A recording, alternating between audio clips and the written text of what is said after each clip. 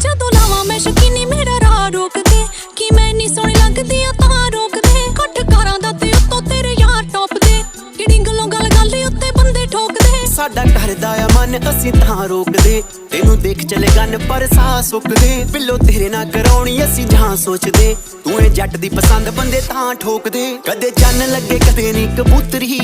unknown ਜੇ planet ਤੋਂ ਉਤਰੀ ਚੜੀ ਤੇਰੇ ਤੇ ਜਵਾਨੀ ਸਾਈਕਲੋਨ ਵਰਗੀ ਮੁੱਛ